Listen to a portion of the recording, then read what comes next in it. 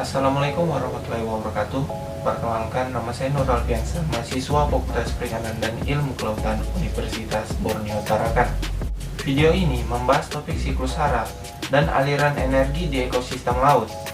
Siklus hara dan aliran energi khususnya di zona epipelagik. Lautan dibagi jadi beberapa zona utama di zona pelagis. Zona yang pertama ialah zona epipelagik. Lapisan ini berada pada bagian atas permukaan hingga kedalaman 200 meter dengan intensitas cahaya matahari terang yang cukup untuk berfotosintesis. Hampir semua produksi primer di laut terjadi di sini. Akibatnya, tumbuhan dan hewan sebagian besar berada di zona ini. Yang kedua adalah zona mesopelagik. Adalah bagian dari zona pelagik yang memanjang dari kedalaman 200 hingga 1000 meter di bawah permukaan laut.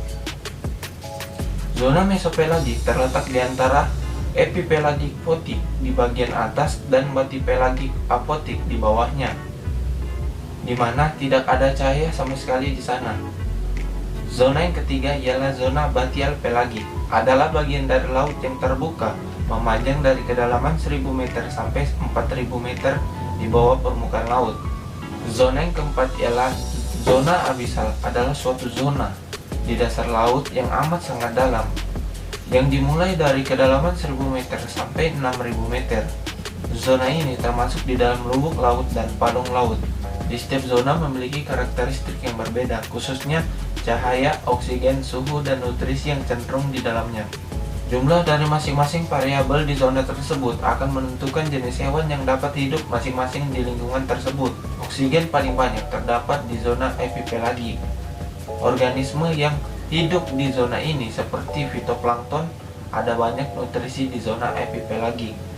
Di zona abisal dan jurang laut sangat kurang cahaya dan oksigen, suhu, dan nutrisi di dalamnya, sehingga organisme yang hidup di sini haruslah organisme yang memiliki adaptasi yang spesifikasinya untuk bertahan hidup dalam suatu ekosistem.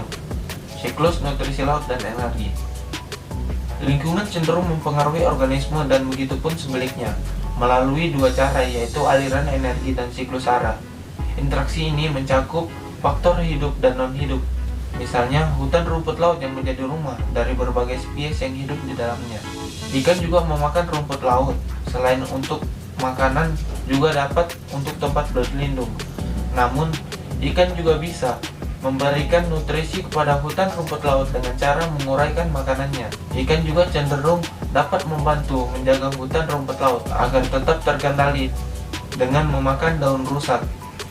Dengan ini, hutan rumput laut tumbuh dengan kuat.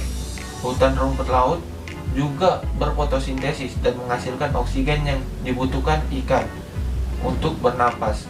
Ikan mengambil oksigen dari rumput laut dan mengembuskan karbon dioksida tersebut diambil oleh rumput laut sehingga bisa melakukan lebih banyak fotosintesis. Siklus nutrisi, produsen, konsumen, dan pengurai. Komponen biotik atau komponen hayati adalah organisme autotrof. Organisme autotrof dikenal sebagai produsen. Dikatakan sebagai produsen karena organisme ini dapat membuat makanannya sendiri. Organisme autotrof adalah tanaman hijau. Konsumen. Konsumen di sini dibagi menjadi tiga, yaitu konsumen primer, sekunder, dan tersier. Yang keempat ialah pengurai. Pengurai di sini berperan untuk mengurai produsen atau konsumer yang mati. Berikut adalah contoh dimulai dari fitoplankton atau zooplankton, kemudian ikan besar. Nutrisi akan mengalir dari fitoplankton ke zooplankton saat zooplankton memakan fitoplankton yang berukuran kecil. Ketika salah satu organisme ini mati, mereka akan dipecah oleh pengurai dan nutrisi akan mengalir ke siklus lagi. Pertimbangan selanjutnya dalam ekosistem adalah aliran energi. Zona pelagik, energi tersebut berasal dari matahari cahaya bergerak menuju bumi dalam bentuk foton cahaya. Produsen melakukan fotosintesis dengan mengambil cahaya matahari mereka menggunakan fotosintesis untuk menghasilkan oksigen. Gula dalam bentuk glukosa, energi kemudian mengalir menuju rantai makanan ke konsumen utama. Kemudian energi berlanjut ke konsumen ke sekunder dan kemudian ke konsumen tersier. dapat dilihat ada banyak penghasil fotosintesis namun tidak terlalu banyak konsumen tersier. Penurunan angka ini disebut dengan aturan 10%. Aturan 10% menyatakan bahwa hanya 10% energi pada satu tingkat yang dapat melanjutkan ke tingkat selanjutnya. Mungkin itu saja pemahaman saya setelah menonton video yang diberikan oleh dosen mata kuliah saya mengenai tentang siklus nutrisi laut dan aliran energi. Kurang dan lebihnya mohon dimaafkan. Saya Nurul Piansa, mohon undur diri. Wassalamualaikum warahmatullahi wabarakatuh.